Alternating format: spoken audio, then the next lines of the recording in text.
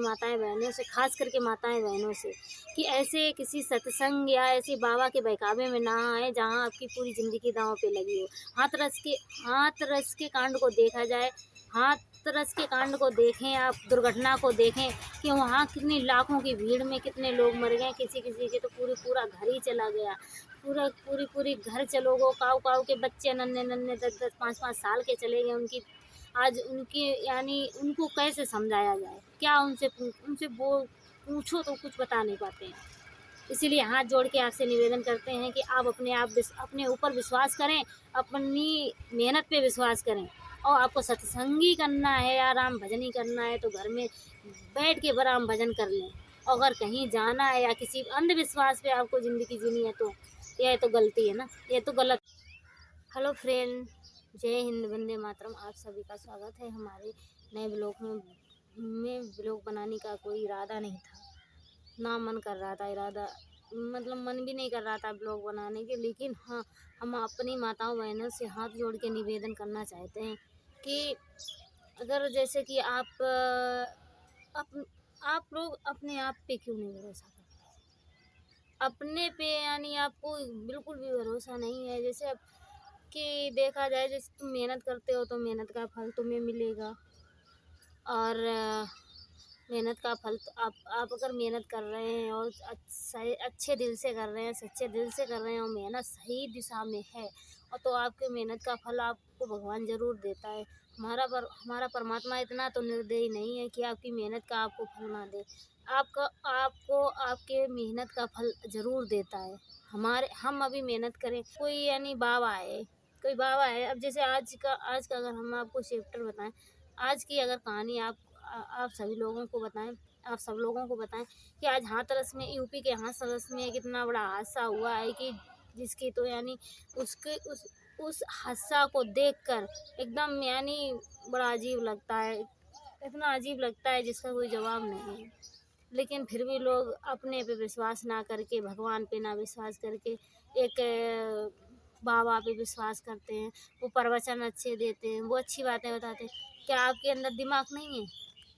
आपके अंदर दिमाग नहीं है? जो आप अच्छे अपन हैं उनका इनके पीछे ही नहीं छोड़ते, उन्हें दिखाई नहीं देते। अगर बाबा में इतनी शक्ति है कि अपने आप को नहीं बचा सकते, अपने आप को बचा लें। उन्होंने कभी अपने आप को बचाया? यानी जेल जाने से बचा लेते अपने आप को। राम रहीम भये बाबा, ये सत्य साहिब वाले भये हैं। सत्य साहिब वाले तो बाबा जी ऐसे हैं जिसके बारे में तो कुछ कही नहीं जाता है। जब वो मैं गीता में श्री कृष्ण कह गए 16 श्रृंगार हैं हर नारी के लिए, हर माताएं बहनों के लिए 16 श्रृंगार बनाएंगे तो 16 श्रृंगार बनो। उनने बाबा सत्य साहिब के चक्कर में या बाबा रामपाल के चक्कर में अपने श्रृंगार ही छोड़ दो। वैसे घूमती, ना रंग ना इंगुर ना कसूर। सत्य साहिब वाली हमने माताएं बहनें देखी हैं, अक्सर वो ऐसे ही करती हैं, ना रंग लगाए, ना टुकलिया लगा में, ना इंगुर लगा में, कसूर नहीं। ऐसे उन्हें पता ही नहीं चलता शादी हुई भी है या भी नहीं। हाथरस में सब इतना बड़ा हादसा हुआ है जिसका कोई जवाब नहीं। आज वो जो बाबा है वो आज आज से कम 20 साल पहले कांस्टेबल था, यानी कांस्टेबल पुलिस वाला था। वो पुलिस वाला था और ड्यूटी भी करता था। ड्यूटी करते करते उसने कम से कम 10 साल जॉब करने के बाद वो क्या हुआ, यानी उसने किसी महिला के साथ छेड़छाड़ी की तो उसके नाम यानी केस दर्ज कराओगे। जब केस दर्ज कराओगे तो वो जेल यानी मुकदमा चला, उसको सस्पेंड नहीं, निलंबित कर दिया गया। और वो फिर निलंबित करने के बाद उसने जो मतलब ज्वाइन नहीं की, मतलब नौकरी पे गई नहीं, नौकरी पे जाइए ना जाने के बाद में उसने काम किया, यानी वो इसमें उतर गया, बाबा बन गया। यानी आज बने हैं कि कौन, बाबा शिव गुरु नारायण। और यहाँ फरगाबाद से लेके चले जाओ एटा, मैनपुरी, हरियाणा, उत्तराखंड, यानी कुछ दूर दूर तक उनको मतलब बिल्कुल उनकी हुआ फैली बिल्कुल गैस की तरह। जैसे गैस छोड़ दो तो ऐसी फैले, तो ऐसी हर जगह उनकी कहनी जी की जुबान पे देखो थी कि बाबा शिव सत्यनारायण सिंह, बाबा शिव सत्यनारायण सिंह। अरे अब कल की तो भाई अब अगर रोएं भी तो भी कुछ नहीं कर सकते हैं। इतनी यानी दुखद घटना है, बड़े दुख के साथ हमें ये आपसे कहना पड़ रहा है, अपनी माताओं बहनों से बड़ी दुख के साथ हमें अपनी माताओं बहनों से ये कहना पड़ रहा है कि अपने आप पे भरोसा कीजिए, अपने काम पे भरोसा कीजिए, यानी अपने आप पे विश्वास रखो। भगवान आपके अंदर ही है, आपको कहीं जाने की ज़रूरत नहीं है, कहीं भी। भगवान आपके दिल में है। अगर आत्मा आपकी साफ है तो परमात्मा आपके अंदर ही बैठा है, आप देखें। और रही बात हमारे तुम की कि हम वो प्रवचन दे रहे हैं, हम सत्संग में जा रहे हैं, हम भजन कीर्तन करें तो हमें अच्छे लगे। क्या पहले के लोग भजन कीर्तन नहीं करते थे? 4 महिलाएं, गांव था, गांव में गांव आज के कम से कम चले जाओ लगभग 20 साल पहले, 20 साल पहले के हमारे दादा दादी के ज़माने में, बाबा या तो वहाँ पे लोग ढोलक ले लेते, मंजीरा ले लेते, चिमटा ले लेते, और जो भी ले लेते और मतलब माताएं बहनें अपनी 10-20 ठकी लेकिन खूब भजन कीर्तन करती थी, खूब प्रभु का नाम लेती थी। क्या आज आप लोग ऐसा नहीं कर सकते हैं? भगवान का नाम लेना है, अपने घर बैठे लीजिए। चलो ठीक है, मानते हैं कि काम के कारण आप घर पे भजन नहीं कर पाते हो, घर पे नहीं भजन कर पाते हो, आपके आसपास कोई मंदिर है। ऐसा तो नहीं है कि मंदिर नहीं है, कि बाबा भोलेनाथ का मंदिर है, इतने प्रसिद्ध मंदिर माता अन्नपूर्णा का मंदिर बनवा दिया कन्नौज में, बाबा गौरीनाथ का मंदिर, बाबा गौरी शंकर का मंदिर वहाँ बना है, वहाँ स्थापना भगवान शिव की है। वहाँ जाइए, वहाँ भगवान के दर्शन कीजिए, घंटा खान वहाँ बैठिए। तब आपके पास बिल्कुल भी टाइम नहीं है। अगर आपको कोई बाबा कह दे आज हाथ रस में कम से कम 1.5 लाख भक्त थे, 1.5 लाख भक्त थे बाबा के, इतने मेंटेनेंस अच्छे थे, इतनी सुविधा, इतनी मतलब व्यवस्था अच्छी थी, लेटरिन बाथरूम, उनके पायदान, यानी पायदान देखा जाए तो कम से कम 1 करोड़ का तो उनका पायदान होगा जिसपे उन्होंने पैर रखा, और भक्त उनके पैरों के धूल लेने के लिए भागे तो कम से कम 200 लोग मर ही गए। तो बाबा बाबा में अगर इतनी शक्ति है, अगर बाबा में इतनी शक्ति है तो मरे हुए सिद्धांजलि जो मर गए भक्त उन्हें जिंदा कर दें। अगर उनमें इतनी शक्ति है, आप लोग मानते हो कि बाबा सत्य हैं, बाबा अच्छे हैं, बाबा सब कुछ जानते हैं, बाबा भगवान का दूसरा रूप है। अगर भगवान का दूसरा रूप है तो भगवान तो उन्हें जो मर गए हैं, अब जैसे जिनके घर पे 4 मर गए, उनके घर पे 1 तो जिंदा कर ही देना चाहिए। चलो, और रही बात हमारे भगवान की, अगर भगवान का दूसरा रूप तो पहले रूप की भगवान की बात सुन लो। पहले भगवान थे तो जब भगवान थे, सच में भगवान थे, तो द्रौपदी वो क्या ना सावित्री को देख लीजिए, उनके मृत्यु पति को उन्होंने जीवित किया था, तब भगवान थे। क्या ऐसी आज 200 ना, और सबसे ज़्यादा हमारी माताएं बहनें हैं, माताएं बहनों से क्या कहें हम, पढ़ी, जबकि आज की हमारे यूपी की सबसे ज़्यादा अगर पढ़े लिखे जनरेशन है, पढ़ी लिखी अगर लोग हैं तो माताएं बहनें हैं। सबसे ज़्यादा हमारी माताएं बहनें पढ़ी लिखी हैं, फिर भी पता नहीं क्या गलती, कौन सी गलती करती हैं। तुम्हें सत्संग करना है, उनको तुमने गुरु बनाया है तो तुम उनको गुरु बना लिया, घर बैठ के सत्संग कर लीजिए उनको। अब जब इतने बड़े वो बाबा हैं तो उनको सोशल मीडिया अब जरूर होंगे, उनके वचन आते होंगे, उनके मतलब जो भी वो कहते होंगे, वो जो भी सत्संग में वो वचन देते होंगे वो तो यानी आते होंगे, तो फोन बजाए ले।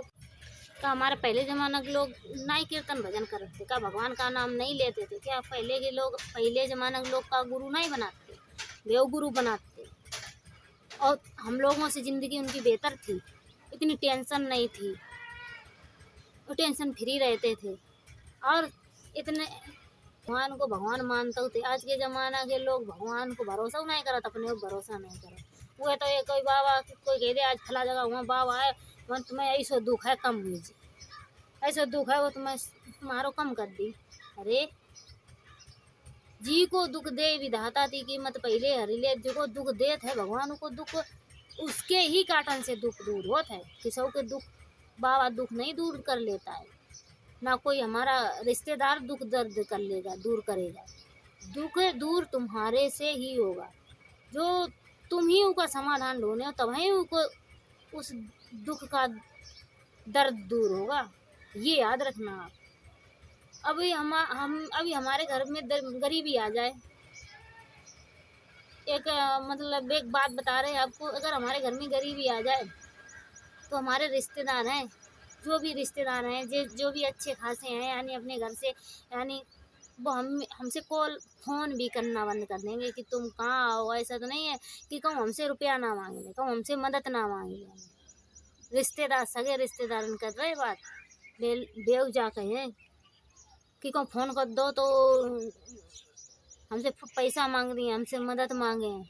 तो गरीबी में कोई किसी को नहीं होत, गरीबी में कोई काऊ को नहीं, कोई मुसीबत में कोई किसी का नहीं है। दुख भी हमारे ही काटने से कटेगा, गरीबी भी हमारे ही काटने से कटेगी। अब हम गरीब हैं, अमीर हैं, रईस हैं, अगर अभी हम रईस हो जाएं और हम ठीक ठाक कमाने लगे, धंधा पानी हमारा अच्छा चल रहा है, तो हमारे पास दिन भरे में कम से कम नहीं कोई हमारे चाहने वाले फिर बहुत हो जाएंगे और हमारे अपने भी बहुत हो जाएंगे। और दुख में अपने कोई नहीं, दुख जब हमारे दुख होए तो कोई अपनों नहीं है। लेकिन हाँ, अगर हमारे सुख है, हर सुख है, तो वह टेंशन दीवे के लिए तुम्हें फ़ोन जरूर करें। भले को आओ बहाना से, कोई बहाना ना मिले उन्हें फ़ोन करने को, कोई रीज़न ना हो, लेकिन वे बहाना ढूंढ के तुम्हारे से फ़ोन करें तो ऐसे लगे बहुत कि जे अपन नहीं आए, जे हमें रोज़ फ़ोन करें, डेली फ़ोन करें। लेकिन उनका सही रीज़न क्या है वो तो कोई नहीं जानता,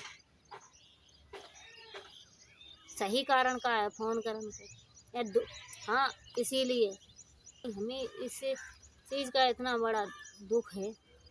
हम और सबसे ज़्यादा हमारी माताओं बहनों की, और सबसे ज़्यादा हमारी माताएं बहनों की वहाँ भीड़ भी थी, सबसे ज़्यादा हमारी माताओं बहनों की भीड़ थी वहाँ पे। और सबसे ज़्यादा मरे तो हमारी माताएं बहनें ही मरी और मर गई। और बाबा नहीं है देखन, बाबा जन का अंडरग्राउंड ले गए।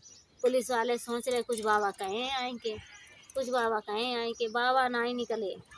अगर बाबा सही हैं तो बाहर निकलते, कुछ जवाब देते। बाबा तो ये भी कह रहे थे कि एक छोटी सी बच्ची मर गई थी, मर गई, छोटी सी बच्ची मर गई तो कह रहे थे हम तो जिंदा कर दिए।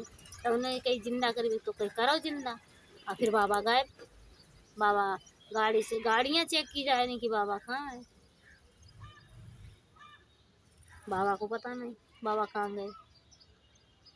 वे तो लुक गए, अब उन्हें ढूंढो जे तो वे मिले और उठाई के प्रशासन उन्हें सरकार उठाए उन्हें जेल में भेज दिए। और का पता जेल भेज दिए को नहीं भेज दिए। और सरकार की देखो। और हाथरस की कहानी, एक और कहानी, एक हम कल शाम को न्यूज़ देख रहे थे तो हमारी एक माता मतलब बहन थी, बहन मानो उसके 2 बच्चे थे। वो हमारे यहाँ ही पास ही की थी, शायद अलीगढ़ की थी। तो वो उस सत्संग में गई थी बेचारी, बाबा शिव बाबा में गई थी। तो उनके 2 बच्चे थे, दोनों उस भीड़ में मर गए, अपना बच गई। अब बताओ, वो बच्चे एक माँ के लिए तो उसकी पूरी ज़िंदगी होते हैं। अब वो इतनी ज़्यादा सदमे में चली गई, इतनी ज़्यादा सदमे में चली गई कि उनसे उनके मुंह से कुछ निकल ही नहीं रहा और रो भी नहीं रही हैं, अब कुछ बोल भी नहीं पा रही हैं। बताओ आप, है दुख, इस दुख की क्या किया जाए, गलती उनकी है। अरे आप गई थी, बच्चे घर छोड़ के जाती। ज़्यादा आपको गुरु की प्रवचन और गुरु की वह चाहिए शक्ति तो आप जाती, बच्चों क्यों लेके गई। अब ऐसी नन्ही नन्ही 4-4, 5-5 साल के बच्चे जो मर गए उनका क्या कसूर, कोई कसूर नहीं। चलेगी।